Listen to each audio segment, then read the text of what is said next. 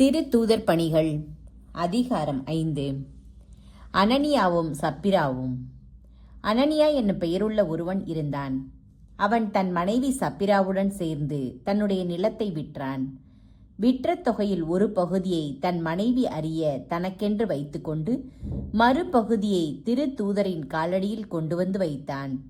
அப்பொழுது பேதுரு, அனனியா, நீ நிலத்தை விற்ற தொகையின் ஒரு பகுதியை உனக்கென்று வைத்துக்கொண்டு தூய ஆவியாரிடம் பொய் சொல்லும்படி சாத்தான் உன் உள்ளத்தை ஆட்கொண்டதேன்?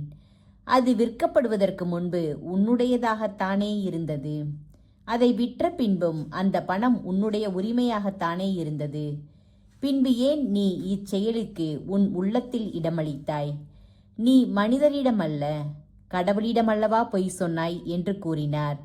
அவர் கூறியதை கேட்டதும் அனனியா கீழே விழுந்து உயிர் விட்டான். இதை கேள்வியுற்ற அனைவரையுமே பேரச்சம் ஆட்கொண்டது. இளைஞர்கள் எழுந்து வந்து அவனை துணியால் மூடி சுமந்து கொண்டு போய் அடக்கம் செய்தார்கள். ஏறக்குறைய 3 மணி நேரத்திற்கு பின் அவன் மனைவி உள்ளே வந்தாள். நிகழ்ந்தது எதுவுமே அவளுக்கு தெரியாது. பேதுரு அவளை பார்த்து, நிலத்தை இவ்வளவுக்கு தானா விற்றீர்கள் சொல் என்று கேட்க, அவள் ஆம், இவ்வளவுக்கு தான் விற்றோம் என்று பதிலளித்தாள்.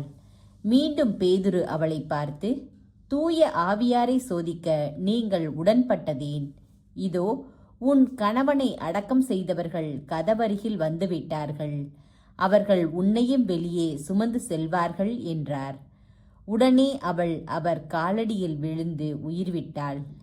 இளைஞர்கள் உள்ளே வந்து அவள் இறந்து கிடப்பதைக் கண்டு வெளியே சுமந்து கொண்டு போய் அவள் கணவனுக்கு அருகில் அடக்கம் செய்தார்கள். திருச்சபையார் யாவரையும் இதை கேள்வியுற்ற அனைவரையுமே பேரச்சம் ஆட்கொண்டது. மக்களிடையே பல அரும் அடையாளங்களும் அரும் செயல்களும் திருத்தூதர் வழியாய் செய்யப்பட்டன. அனைவரும் சாலமோன் மண்டபத்தில் ஒரு மனத்தவராய் கூடி வந்தனர்.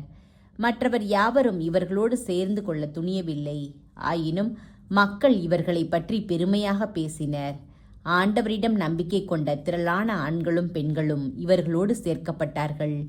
பேதுரு நடந்து செல்லும்போது அவர் நிழல் சிலர் மேலாவது படுமாறு மக்கள் உடல் நலமற்றோரை கட்டில்களிலும் படுக்கைகளிலும் கிடத்தி சுமந்து கொண்டு வந்து வீதிகளில் வைத்தார்கள்.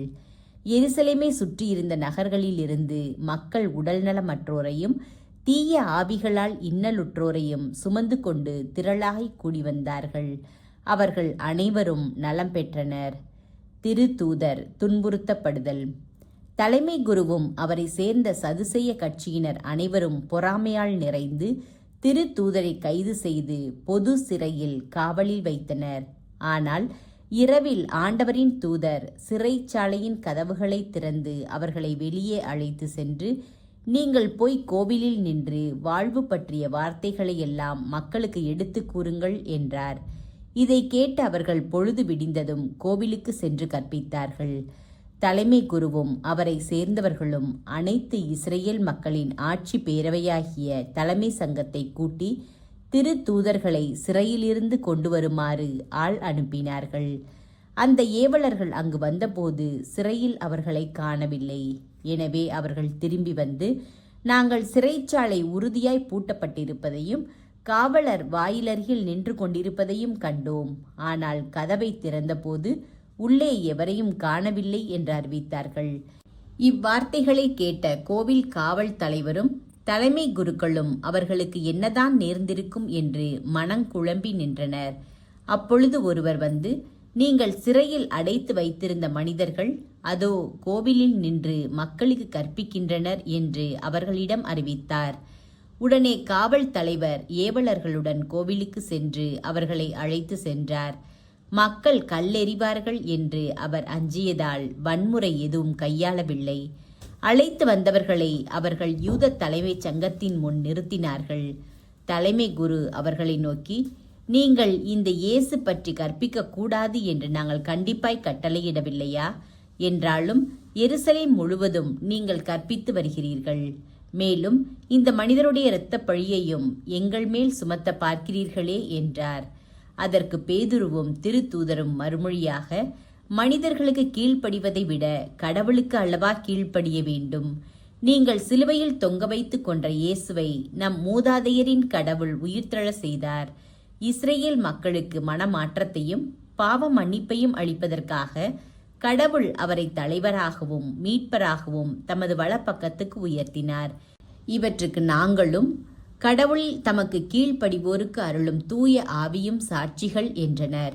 இவற்றை கேட்ட தலைமை சங்கத்தார் கொதித்தெழுந்து திருத்தூதர்களை கொல்ல திட்டமிட்டனர். அப்பொழுது கமாலியேல் என்னும் பெயருடைய பரிசேயர் ஒருவர் தலைமை சங்கத்தில் எழுந்து நின்றார். இவர் மக்கள் அனைவராலும் மதிக்கப்பட்ட திருச்சட்ட ஆசிரியர். திருத்தூதரை சிறிது நேரம் வெளியே போகும்படி ஆணையிட்டு அவர் சங்கத்தாரை நோக்கி கூறியது: இஸ்ரேல் மக்களே, இந்த மனிதர்களுக்கு நீங்கள் செய்ய எண்ணியுள்ளதை குறித்து எச்சரிக்கையாயிருங்கள். சிறிது காலத்திற்கு முன்பு தெயூதா என்பவன் தோன்றி தான் பெரியவன் என்று கூறிக்கொண்டு ஏறத்தாழ 400 பேரை தன்னுடன் சேர்த்து கொண்டான். ஆனால் அவன் கொல்லப்பட்டான். அவனை பின்பற்றிய அனைவரும் சிதறிப்போகவே அந்த இயக்கம் ஒன்றுமில்லாமல் போயிற்று. இவற்றிற்கு பின்பு மக்கள் தொகை கணக்கிடப்பட்ட நாள்களில் கலிலேயனான யூதா என்பவன் தோன்றி தன்னோடு சேர்ந்து கிளர்ச்சி செய்யும்படி மக்களை தூண்டினான். அவனும் அழிந்தான். அவனை பின்பற்றிய மக்கள் அனைவரும் சிதறிப்போயினர்.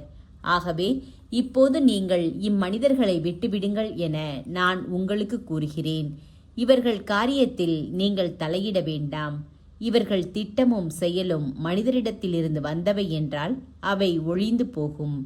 அவை கடவுளை சார்ந்தவை என்றால் நீங்கள் அவற்றை ஒழிக்க முடியாது. நீங்கள் கடவுளோடு போரிடுபவர்களாகவும் ஆவீர்கள். அவர் கூறியதை சங்கத்தார் ஏற்றுக்கொண்டனர். பின்பு அவர்கள் திருத்தூதர்களை அழைத்து அவர்களை நைய புடைத்து இயேசுவை பற்றி பேசக்கூடாதென்று கட்டளையிட்டு விடுதலை செய்தனர். இயேசுவின் பெயரை முன்னிட்டு அவமதிப்புக்கு உரியவர்களாய் கருதப்பட்டதால் திருத்தூதர்கள் மகிழ்ச்சியோடு தலைமை சங்கத்தை விட்டு வெளியே சென்றார்கள். அவர்கள் நாள்தோறும் கோவிலிலும் வீடுகளிலும் தொடர்ந்து கற்பித்து இயேசு கிறிஸ்துவை பற்றிய நற்செய்தியை அறிவித்து வந்தார்கள்.